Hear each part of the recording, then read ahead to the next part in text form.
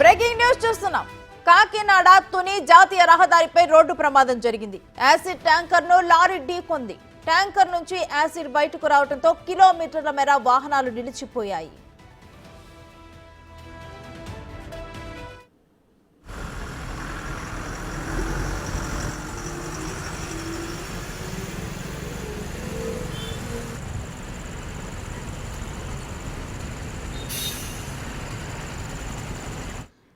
కాకినాడ తుని జాతీయ రహదారిపై రోడ్డు ప్రమాదం సంభవించింది. యాసిడ్ ట్యాంకర్ ను లారీ ఢీకొట్టింది. ఇక ట్యాంకర్ నుంచి యాసిడ్ బయటకు రావడంతో కిలోమీటర్ల మేర వాహనాలు నిలిచిపోయాయి.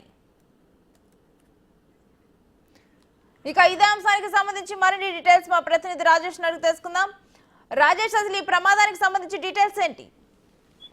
శ్రీ కాకినాడ జిల్లా తుని నియోజకవర్గంలో తేటగుంట వద్ద ఈ రోజు సాయంత్రం 7 గంటల ప్రాంతంలో ఈ ప్రమాదం చోటు చేసుకుంది. ప్రమాదానికి గురైన లారీ వచ్చి కొవ్వూరు నుంచి హైడ్రోక్లోరిక్ గ్యాస్ యాసిడ్ ను ఫిల్ చేసుకుని వైజాగ్ వెళ్తుంది. ఈ నేపథ్యంలోనే సాయంత్రం 7 గంటల ప్రాంతంలో తుని కాన్స్టెన్సీ వచ్చేసరికి ఇక్కడ తేటగుంట గ్రామం వద్ద వెనుకగా వస్తున్న మరో లారీ ఢీకొట్టడంతో ఈ ప్రమాదం చోటు చేసుకుంది.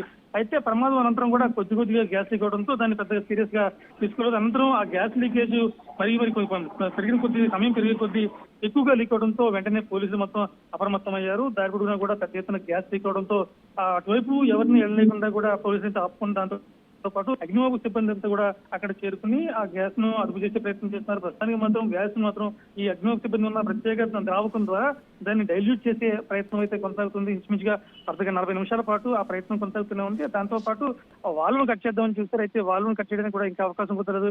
ఈ నేపథ్యంలో అసలు పూర్తిగా దాన్ని అదుపు చేసే అవకాశం ఉంటుందా లేదనే విషయంపై పోలీసులు అయితే సంప్రదింపులు జరుపుతున్నారు. ప్రస్తుతానికి మాత్రం గ్యాస్ బయటకు రాకుండా ఏం చేయాలి, లారీకి ఏదైనా సీల్ చేయడమా లేకపోతే లారీని హైవే నుంచి కొంచెం లోపలికి తీసుకెళ్లాలంటే ప్రస్తుతానికి అయితే గ్యాస్ వల్ల మామూలుగా సాధారణ ప్రజానికానికి ఎటువంటి ఇబ్బంది లేదు. ఈ గ్యాస్ ను కూడా ఆసుపత్రుల్లో గ్యాస్ట్రిక్ సమస్యలకు సంబంధించి కావచ్చు, ఇతర మత్తు పదార్థాలకు సంబంధించి కొన్ని వైద్యాల కోసం ఈ గ్యాస్ వాడతారని తెలుస్తోంది. ప్రస్తుతానికి ఆ ప్రమాదం అయితే ఏం జరగలేదు. వెంటనే అధికారులు పోలీసులు మాత్రం అప్రమత్తం కావడంతో అగ్నిమాపక సిబ్బందిని రంగంలో దింపారు.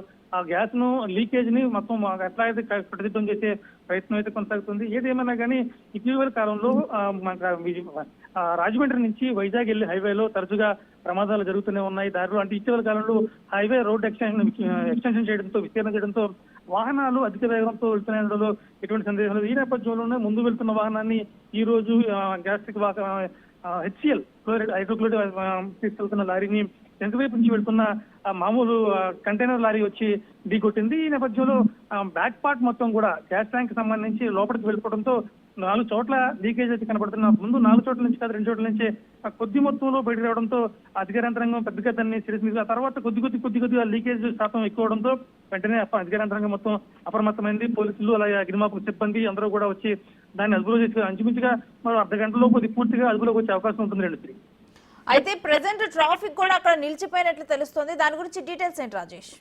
అంటే ఏ క్షణాన ఏ ప్రమాదం జరగబోతుందనే ఉద్దేశంతో పోలీసులు కావచ్చు, అధికార యంత్రాంగం కూడా అటు వైజాగ్ నుంచి వచ్చే వాహనాలు కావచ్చు, ఇటు రాజమండ్రి నుంచి వెళ్లే వాహనాలు కావచ్చు, 2 వైపుల నుంచి కూడా 1 కిలోమీటర్ మేర వాహనాలు నిలిపేసి పరిస్థితి. ఎందుకంటే మరో అరగంటలో అదుపులోకి వస్తుంది. ఒకవేళ ఈ లోపు కానీ ఏదైనా అనుకూల ప్రమాదం జరిగితే ఏదైనా ఫైర్ కానీ రాజుకుంటే కనుక అది పరిస్థితి చేయదాటిపోయే ప్రమాదం ఉంది. కాబట్టి వెంటనే అదుపు చేయాలి. కాబట్టి ఇప్పటికే అగ్నిమాపక సిబ్బందికి సంబంధించిన ఫైర్ సేఫ్టీకి సంబంధించిన 3 వాహనాలు అయితే ఆ లారీ చుట్టూ ఉన్నాయి. దాని మీద ఫుల్ గా వాటర్ కొడుతూ దాన్ని కంట్రోల్ చేసే ప్రయత్నం అయితే జరుగుతుంది. ప్రస్తుతానికి మాత్రం ఎటువంటి ఇబ్బంది లేదు. ఒకవేళ ఎదురైన జనం పోగొట్టిన తర్వాత అందరూ వచ్చి చూడడానికి కావచ్చు, ప్రమాదం చూడడానికి కావచ్చు, ఎగబడే పరిస్థితి ఉంటుంది. సో అటువంటి ఇబ్బందులు లేకుండా ఉండాలంటే ముందుగానే ఎక్కడైతే యాక్సిడెంట్ జరిగిన ప్రదేశం ఉందో దానికి కిలోమీటర్ ముందుగా అటు వైజాగ్ వైపు కావచ్చు, ఇటు రాజమండ్రి వైపు కావచ్చు, తుని అన్నవరం వైపు కావచ్చు, మొత్తం అంతా కూడా బ్లాక్ చేశారు. మరో అర్ధ గంటలో మొత్తం పొజిషన్ అయితే కంట్రోల్లోకి వస్తుంది. ఒకవేళ రాకపోతే కనుక ఈ వాహనాన్ని వేరే పొలాల్లో కానీ దూరంగా కొంచెం జనజీవనానికి కొంచెం దూరంగా తీసుకెళ్లి అక్కడ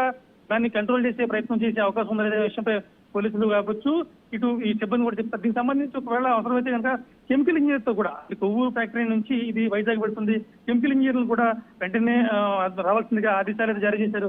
ఒకవేళ కెమికల్ రియాక్షన్ జరిగితే కనుక గాలిలో కలవడం కానీ ఏదైనా ఇతరత్ర ప్రమాదాలు జరిగే అవకాశం ఉన్న నేపథ్యంలో సైంటిస్టులను కూడా పిలిపించి ఎటువంటి ఇన్సిడెంట్ జరగకుండా దాన్ని ట్యాంక్ లో ఉండగానే డైల్యూట్ చేయగలమా, ఒకవేళ బయటకు రాకుండా దాన్ని కంట్రోల్ చేయగలమా అనే దృష్టిలో మాత్రం అధికార యంత్రాంగం తీవ్రంగా కృషి చేస్తుందని చెప్పాలి. అంటే ముంజాగ్రత్తగా మాత్రం అటువైపు ఎవరిని కూడా సాధారణ ప్రజలను కావచ్చు వాహనాలు మాత్రం పూర్తిగా నిలిపేసిన పరిస్థితి ఉంది. మరో అర్ధ గంట 40 నిమిషాల తర్వాత కానీ పూర్తిగా అదుపులోకి వచ్చే అవకాశం ఉంది రేణుశ్రీ.